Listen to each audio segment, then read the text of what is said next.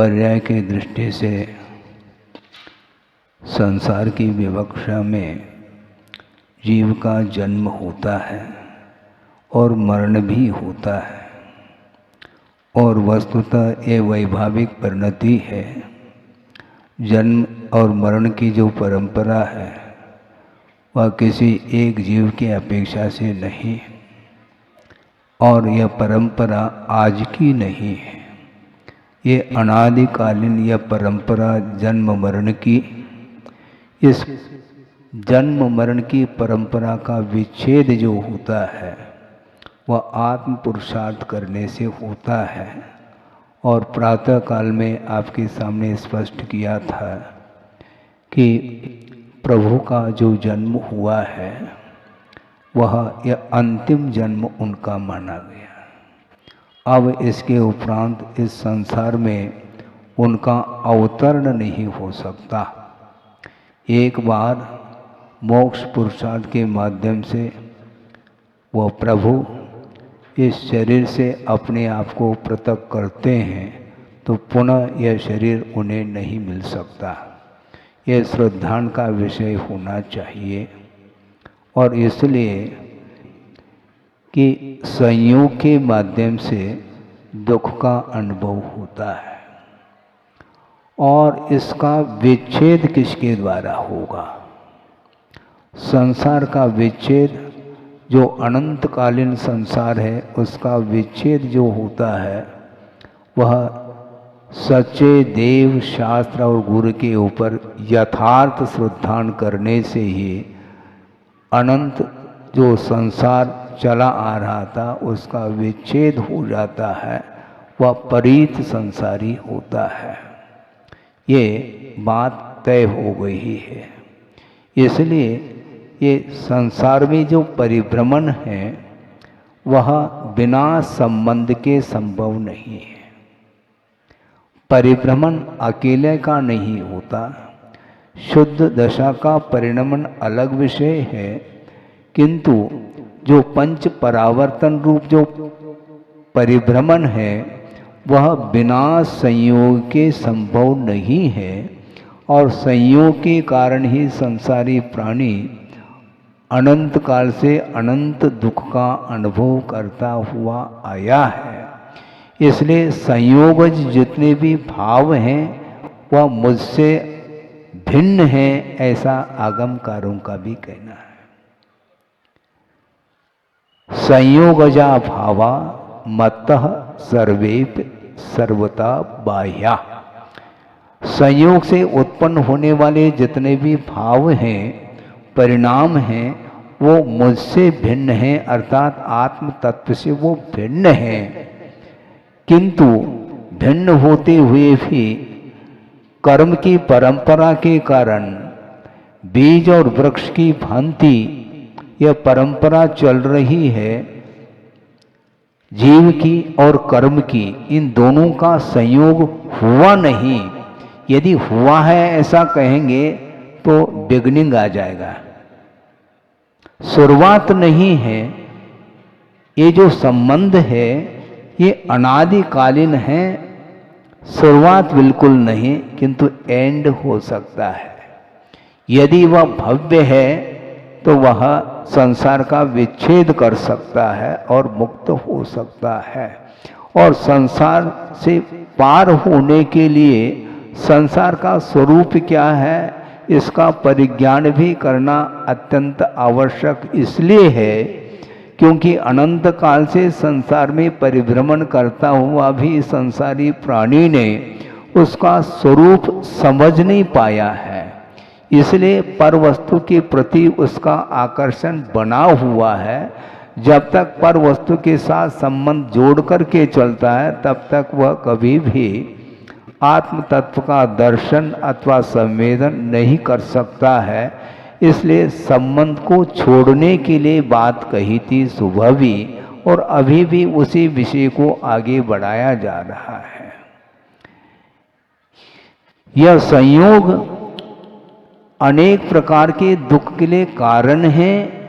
इसलिए मन, वचन और काय से इस संयोग का परिहार कर लेना चाहिए।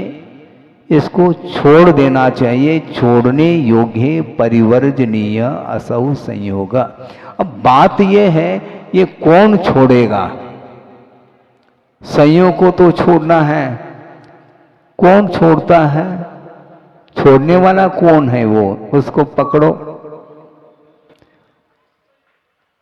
आत्मिक शांति को प्राप्त करने की इच्छुक जो जीव है वही इस संयोग को छोड़ सकता है और छोड़ना चाहिए, ऐसा कहा है। आत्मनि नाम निर्वृत्तिम या सुना असौ संयोग परिवर्जनीय। कौन सी शांति? शारीरिक शांति और मानसिक शांति बहुत जल्दी आप प्राप्त कर सकते हैं, क्योंकि यह स्वाधीन नहीं पराधीन है। और कुछ इच्छाएं जागृत होती हैं, विषयों को प्राप्त करने की इच्छा निरंतर करता रहता है संसारी प्राणी, जिसके पीछे ये चारों संज्ञाएं लगी हुई हैं। इसलिए संज्ञा का अर्थ इच्छा, किंतु मोक्ष की इच्छा नहीं रखता। वो किसकी इच्छा रखता है? पंचेंद्र के विषयों को प्राप्त करने की इच्छा, वैभव को प्राप्त करने की इच्छा रखता है। और उस इच्छा के साथ ही वह कुछ तप आदि भी कर लेता है, किंतु उसका वह तप उत्तम तप की कोटि में नहीं आ सकता। कल तप की व्याख्या हम करेंगे। अर्थात इसका अर्थ क्या, इसको भी खोल दें तो ज़्यादा अच्छा है। आगम में जो व्याख्यान किया है उसको आपके सामने रखा जाएगा। इसलिए कहना चाह रहा हूँ कि वस्तुतः संसारी प्राणी की जो इच्छाएं लगी हुई हैं, आहार, भय, वासना और परिग्रह के रूप में ये चारों संज्ञाएं हैं। इन संज्ञाओं से जब तक वह ऊपर नहीं उठेगा तब तक संबंध का अभाव नहीं हो सकता, क्योंकि पंचेंद्र के विषय संबंधी जो सुख उत्पन्न होता है वह सुख कौन सा सुख है? या तो शारीरिक सुख है अथवा मानसिक सुख है। शारीरिक सुख के अभाव में भी दुखी रहता है, और मान लो शारीरिक सुख प्राप्त हो गया किंतु मानसिक वेदना फिर भी बनी रहती है। ये क्या है? शारीरिक दुख की चरम सीमा देखना चाहो तो अधोगति में जाना पड़ेगा। नरक गति में शारीरिक दुख की पराकाष्ठा है और मानसिक दुख की पराकाष्ठा देवगति में है, और मनुष्य और तिर्यंच गति में मीडियम है। तो इसलिए हमें मानसिक सुख को भी प्राप्त नहीं करना है और शारीरिक सुख को भी प्राप्त नहीं करना है, क्योंकि अनंत बार उसको प्राप्त किया गया है। जिसको भोगा गया है उसको बार बार भोगने की जो इच्छा है, यही तो संसार है। इसलिए ऐसे तत्व को प्राप्त करने की इच्छा रखो, ऐसे सुख को, शांति को प्राप्त करने की इच्छा रखो जो आत्मिक शांति मानी जाती है। मानसिक सुख के अभाव में भी संसारी प्राणी तनावपूर्ण स्थिति में जीता है। भरपेट भोजन मिलने के उपरांत भी शारीरिक भूख तो मिट जाती है, किंतु मानसिक भूख बनी रहती है। इसी को बोलते इच्छा। ये तृष्णा मानी जाती, इसका अंत नहीं है बंधुओं। गुणभद्र स्वामी हुए हैं जिन्होंने आत्मानुशासन की रचना की है।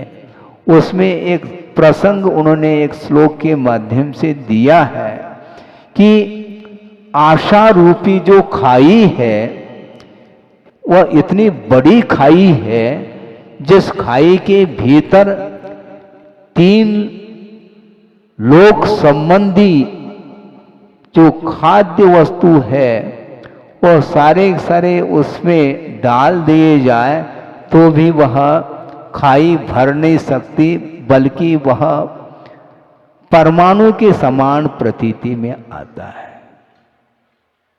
सुना आपने, ये आशा रूपी खाई है। आशा गर्तः प्रतिप्राणी यस्मिन् विश्वमनूपमं कस्य किम कियदायाति वृथा वो विषयिष्यता। हम लोगों की विषयों के प्रति जो आशा हो रही है प्रतिपल, वह व्यर्थ है ऐसा कहा। क्योंकि जीव कितने हैं? अनंतानंत जीव है महाराज। हाँ ठीक है, अनंतानंत है।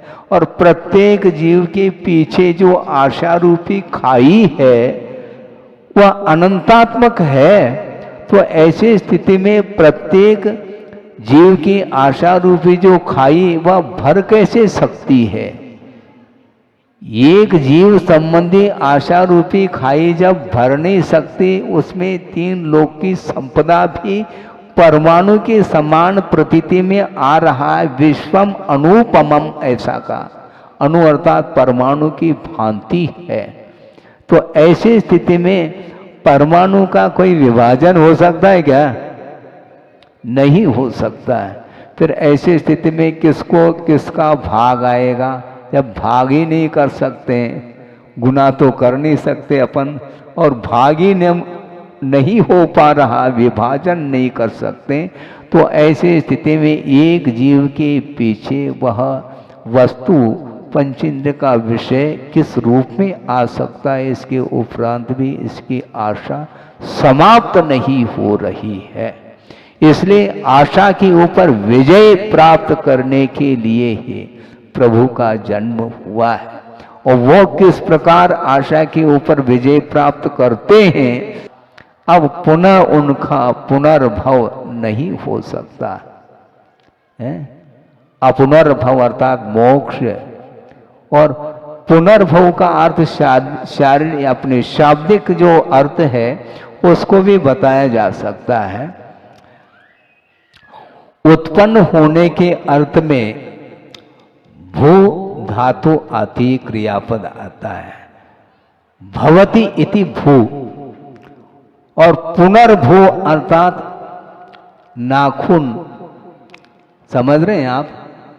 हाँ, आपने नाखून को नेल कटर से काट दिया, पुनः वह बढ़ेगा।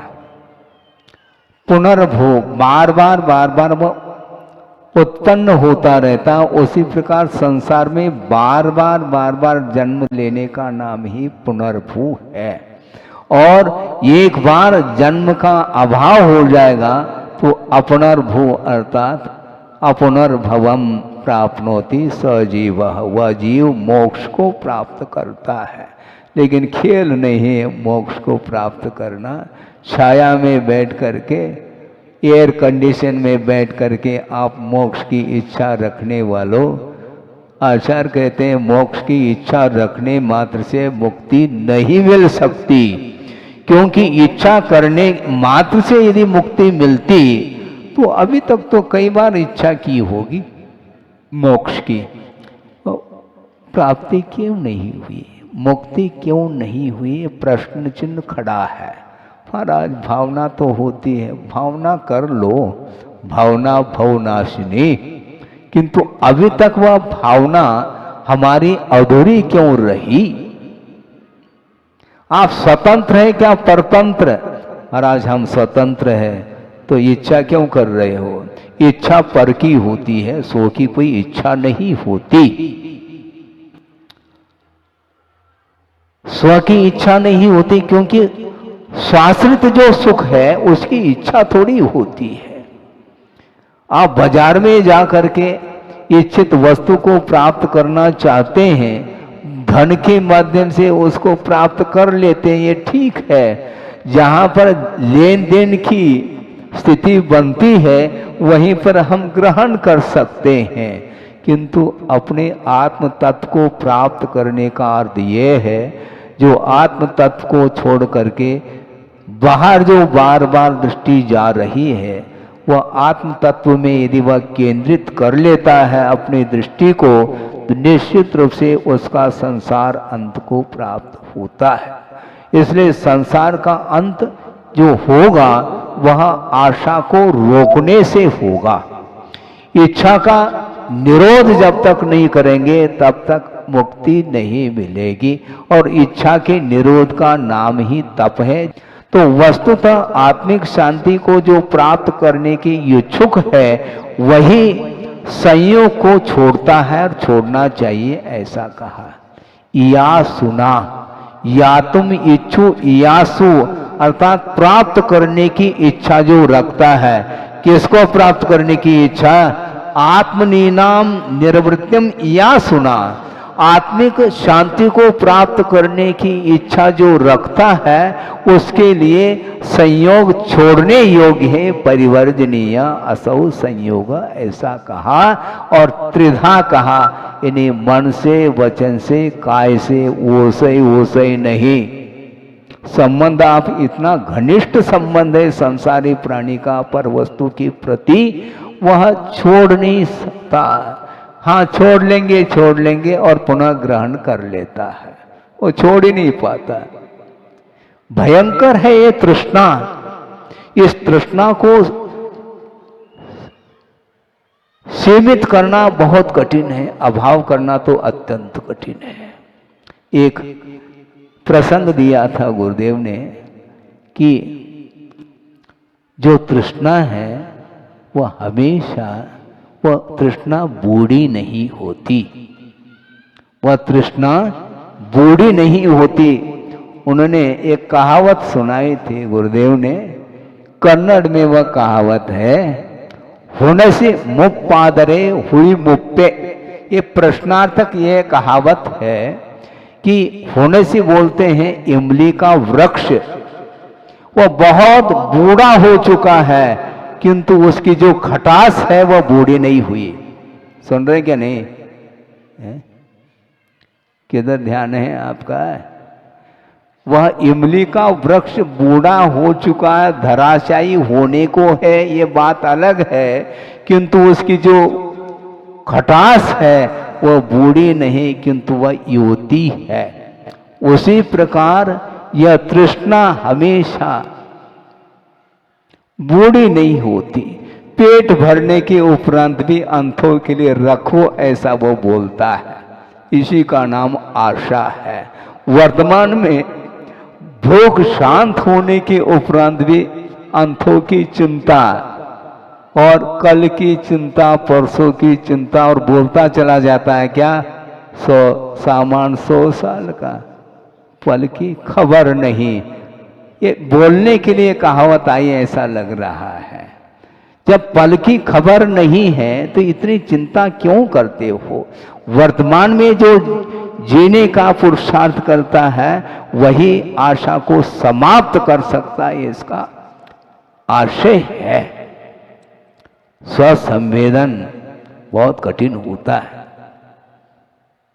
हमेशा जिसकी दृष्टि बहिर्दृष्टि बनी रहती है तो वह कभी भी वह वर्तमान में जी नहीं सकता। तो महाराज मोक्ष भी तो बाहर से मिलने वाला है, नहीं बाहर से नहीं मिलता। मुक्ति का अर्थ क्या है? मुक्त होना किससे? बंधन से। जो बंधन को स्वीकार करके आनंद का अनुभव करता है वह कभी भी बंधन को तोड़ नहीं सकता, ये ध्यान रखो, लिख करके रखो। जिसको बंधन इष्ट है वह कभी भी संबंध को नकारेगा नहीं, बल्कि वह संबंध जोड़ करके आनंद का अनुभव करता है। करता है क्या नहीं? एक को संसार में प्रवेश करा करके और वह स्वयं आनंद का अनुभव कर रहा है। बोलो आप क्या सुन रहे हैं? क्या कहना चाह रहे हैं आचार्य? एक दूसरे को संसार में प्रवेश करा करके वह आनंद का अनुभव करता है। ये आनंद किमात्मक है, ये इसी को रौद्र ध्यान माना है। हाँ, क्योंकि जो संसार के लिए कारण होता है वही रौद्र ध्यान माना जाता है। हिंसा, झूठ, चोरी, परिग्रह, इसमें आनंद का अनुभव करने वाला व्यक्ति कभी भी स्वरूप का आनंद नहीं ले सकता, स्वरूपानंद नहीं हो सकता। वो हिंसानंद, नृशानंद, चौर्यानंद और परिग्रहानंद, इसमें आनंद ले रहा है, मजा आ रहा है उसको, है? जिसका संबंध हो रहा उससे भी ज्यादा आनंद लेता है। कौन कौन पूछने की क्या आवश्यकता है? अपने परिवार में जो एक मेंबर है उसकी शादी कर रहा है और उसमें वह आनंद ले रहा है और क्या कहता है, महाराज हम बहुत हल्का महसूस कर रहा हूं मैं। क्यों? अभी तक तनावपूर्ण स्थिति में मैं था, क्योंकि बहुत प्रयास करना पड़ा संबंध जोड़ने के लिए और आज वह संबंध जुड़ गया है, इसलिए मैं कृतकृत्य हो गया, ऐसा बोलता। बोलो आप, करने योग्य कार्य कर लिया, कर्तुम योग्य कार्य कृतकृत्य। तो संसार में भी करने योग्य वह कार्य कर रहा है, इसलिए अपने आप को वह कृतकृत्य मान रहा है, जबकि यह ठीक नहीं है। भगवान को कृतकृत्य कहा है,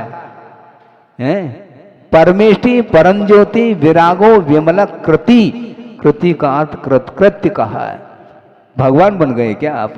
कृतकृत्य हो गए महाराज, हम कृतार्थ हो गए। अच्छा, ये को संसार में प्रवेश करा करके कृतार्थ होते हो, गलत बात है, ये ठीक नहीं। इसलिए आत्मिक शांति को प्राप्त करना चाहते हो तो आचार्य कहते हैं संबंध को तोड़ देना चाहिए।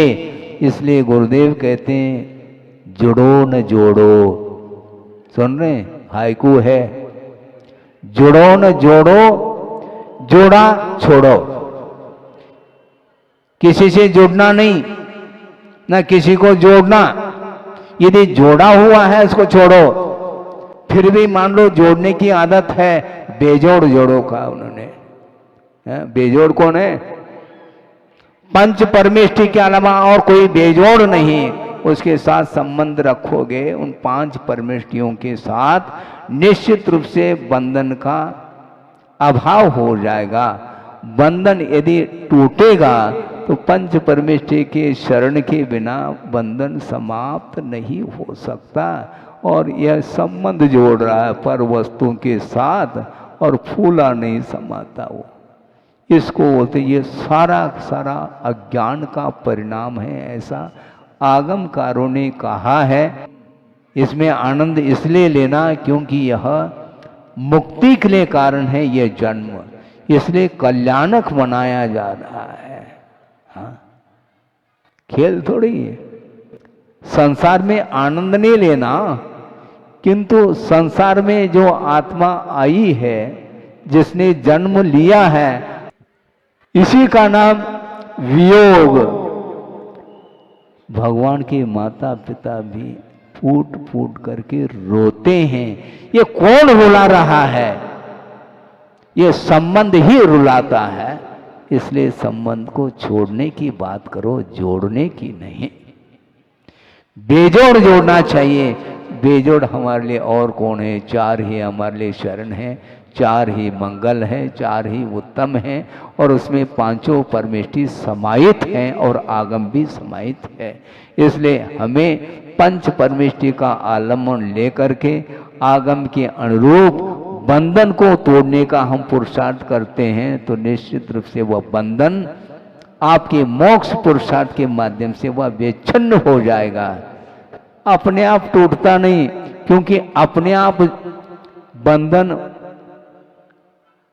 है, कर्म अपने आप बनता है क्या बांधा जाता है?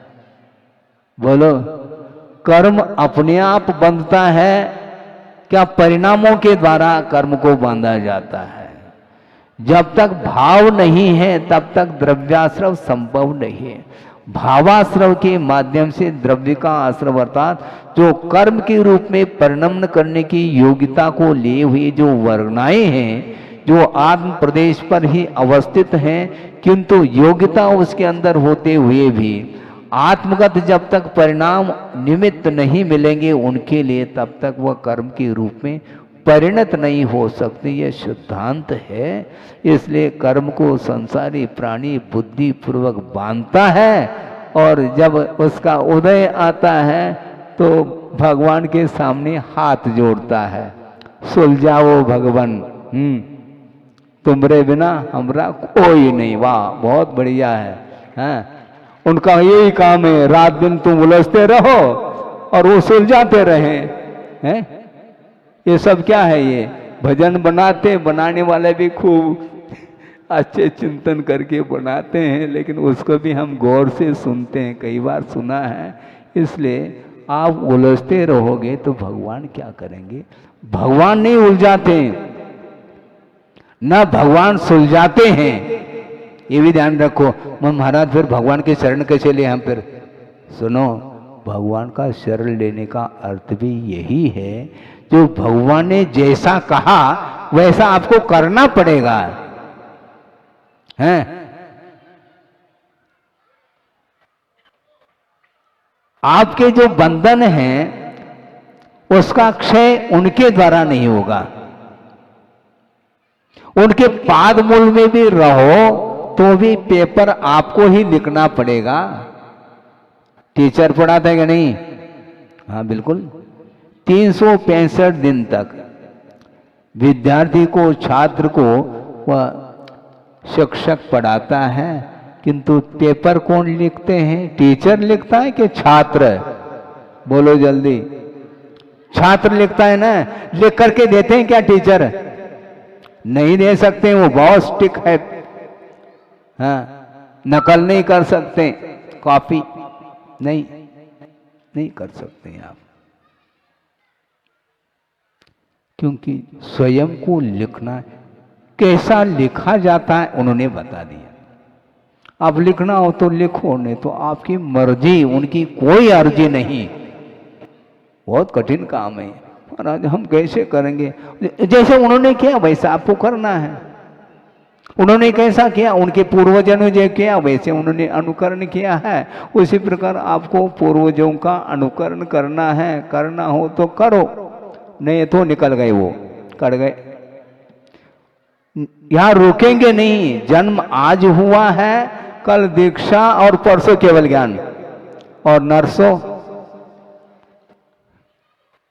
मोक्ष। फिर बाद में क्या? फेरी होगी यहां, उसके बाद क्या है? अपने अपने घरे। और इसके अलावा है क्या? वो पुनः वही घोड़ा और वही मैदान चलता है। इसलिए संसार का अंत नहीं हो पाता। इसलिए बंधन को समझने की चेष्टा हमें करनी चाहिए। जब तक बंधन का स्वरूप ज्ञात नहीं होगा तब तक वह, उसकी आशा कभी शांत नहीं हो सकती। अनंत बार उन्हीं पदार्थों का उपभोग किया है, पुनः उन्हीं को प्राप्त करने की इच्छा रखता है। इसी का नाम तृष्णा है, और ये अनंतकालीन यह तृष्णा बनी हुई है। इसका अंत जो होगा वह श्रद्धान के माध्यम से होगा, और श्रद्धान के साथ जब आगे बढ़ते हैं, श्रद्धान का अर्थ और कुछ नहीं है, कोई सॉलिड वस्तु नहीं है कि श्रद्धान कोई है। श्रद्धान का अर्थ विश्वास है कि जहर के द्वारा क्या होता है? जहर का सेवन करोगे तो निश्चित रूप से मरण होगा, ये विश्वास हो गया। और विश्वास भी करो और पीते चले जाओ, गलत बात है। कोई विश्वास से क्या प्रयोजन सिद्ध होता है? विश्वास के साथ साथ आचरण की आवश्यकता है। और दूसरी बात, सिद्धांत की थोड़ी चर्चा और कर लें, वह ये है कि कोई ये कह सकता है कि महाराज जिसके पास श्रद्धान है और आचरण नहीं है तो वह श्रद्धान काम में आता क्या? नहीं आता है। और दूसरी बात यह है कि मात्र वह श्रद्धान ही नहीं, उसके साथ उसका आचरण भी है।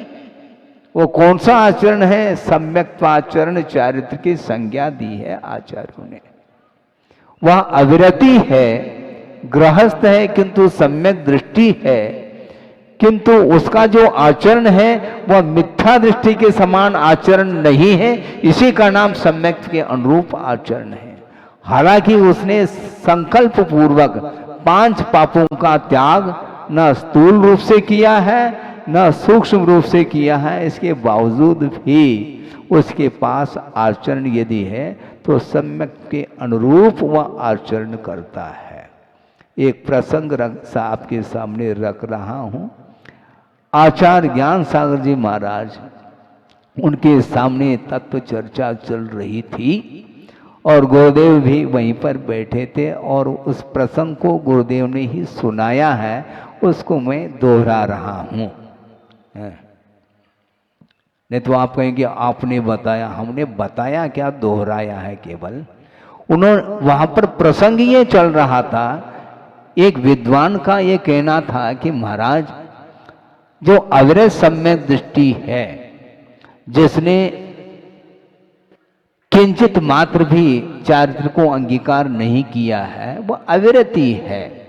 तो अविरति है और सम्यक दर्शन है, तो क्या मद्य मधु मांस का सेवन कर सकता है क्या? सुन रहे क्या नहीं? अविरत सम्यक दृष्टि अर्थात असंयमी जो सम्यक दृष्टि है, वह मद्य मधु मांस का सेवन करने में उसको क्या बाधा है? क्योंकि संकल्प तो है नहीं उसका पाप का त्याग करने का। सुन रहे क्या नहीं? हाँ, तो उसका उत्तर बहुत आगम पद्धति से उत्तर दिया है आचार्य ज्ञान सागर महाराज जी ने। वह ये उत्तर दिया, उन्होंने ये कहा कि देखो, मद्य मधु मांस के त्याग का विकल्प ही नहीं, तो लेता है क्या महाराज? जब त्याग का विकल्प नहीं तो ग्रहण का विकल्प कहां से आ सकता है? क्योंकि त्याग उसका किया जाता है जो ग्रहण करने में वस्तु आती है, उसका त्याग होता है। किसी ने कहा कि महाराज हमारा आजीवन त्याग है, किसका? जहर का। तो जहर लेने योग्य वस्तु है क्या? तो लेने योग्य नहीं है तो उसके त्याग का कोई प्रश्न ही नहीं उठता। जो अनुपसेव्य है, सेवन करने योग्य नहीं है, उसका क्या त्याग होता है? त्याग उसका माना जाता जो ग्रहण करने योग्य है, उसके प्रति भी मोह का परित्याग करके उस वस्तु का विमोचन किया जाता है। जो पंचेंद्रिय के विषय हैं, जो ग्रहण करने योग्य हैं, उनका त्याग होता है। तब उनको बात समझ में आ गई विद्वान को। अभी तक उनकी धारणा थी कि मद्य मधु मांस के सेवन करने में क्या बाधा क्या है, क्योंकि वह असंयमी है, त्याग तो है नहीं उसका। क्योंकि त्याग हो जाएगा तो चारित्र आ जाएगा, उसके बाद चारित्र तो है नहीं। किंतु ये ध्यान रखो उसके पास भी सम्यक्ताचरण चारित्र है, इसलिए वह मिथ्या दृष्टि के अनुरूप आचरण नहीं कर सकता। इसलिए नहीं कर सकता क्योंकि वह मद्य मधु मांस ये भक्ष्य नहीं है। आगम में कहीं भी आपको पढ़ने को मिला है क्या? आगम में मांस सेवन करने का प्रावधान है क्या? नहीं है। यदि मद्य का सेवन मांस का सेवन करने का यदि प्रावधान होता तो वह आगम नहीं, वह आगमाभास माना जाएगा, वह आगम नहीं माना जा सकता। इस प्रकार श्रद्धान उस असंयमी सम्यक दृष्टि का भी है, इसलिए वह कभी भी मद्य मधु मांस का सेवन नहीं कर सकता, नहीं करना चाहिए। तब उनको बात समझ में आ गई विद्वान को, ये बिल्कुल ठीक कह रहे हैं आचार्य महाराज। सोचो विचार करो, क्योंकि मिथ्या दृष्टि के आचरण में और सम्यक दृष्टि के आचरण में जमीन आसमान का अंतर है। इसको समझाने के लिए गुरुदेव ने एक छोटा सा दृष्टांत दिया था, उसको देख करके इस विषय को पूर्ण कर लिया जाए, क्योंकि 4:30 बजने को है। इसके बाद और कोई भी कार्यक्रम हो तो संपन्न हो सकता है। तो गुरुदेव ने मिथ्या दृष्टि और सम्यक दृष्टि के बीच में अंतर को बताने के लिए एक दृष्टांत, बहुत अच्छा दृष्टांत दिया था। वो ये है कि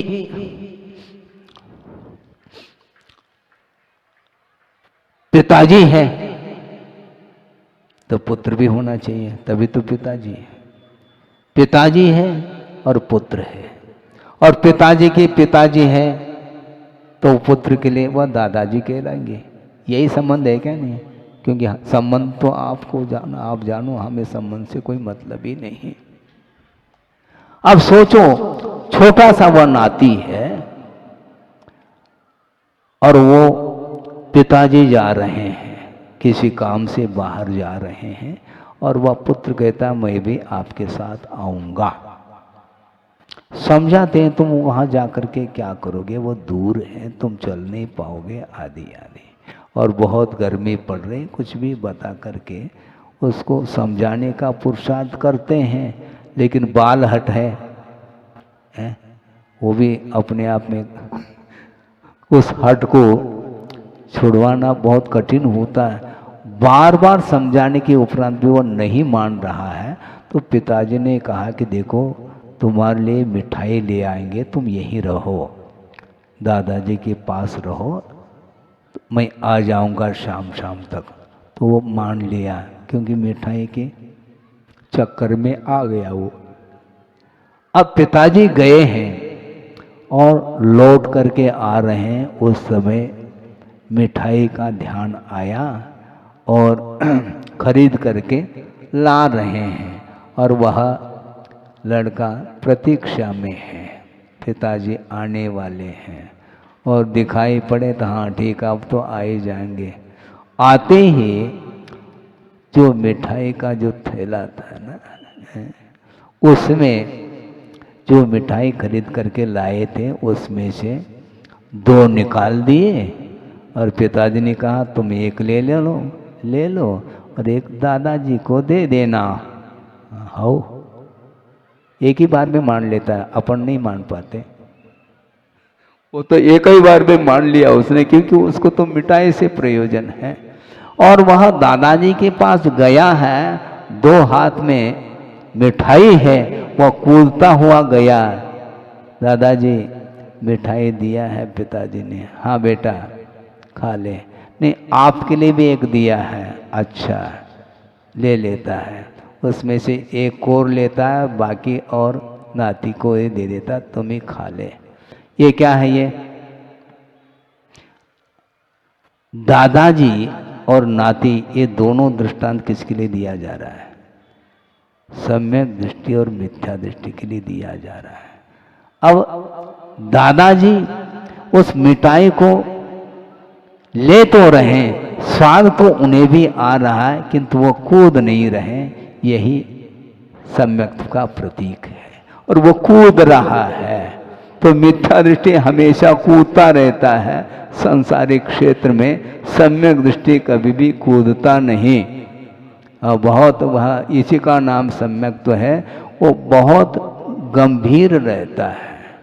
उस विषयों का आस्वादन, स्वाद लेता हुआ भी उसमें आसक्ति नहीं, उसकी जो अनंत आशा की बात अभी की थी, वह आशा उनके अंदर नहीं, क्योंकि अनंत संसार वह परीत हो चुका है। आशा रूपी खाई अब उनके अंदर नहीं, थोड़ा सा ले लिया, लेना पड़ रहा है, लेता है, ठीक। राग का पूर्णता अभाव हो गया ऐसा नहीं कहा जा रहा है, किंतु मिथ्या दृष्टि की तुलना में जो अविरत सम्यक दृष्टि की जो आशा है वह बिल्कुल चुल्लूवर है, ये ध्यान रखो। उस पर यदि चलेंगे तो बहुत ही अल्प समय में आपको भी मंजिल मिलने वाली है। मिले इस पवित्र भावना के साथ। अहिंसा परमो धर्म की जय।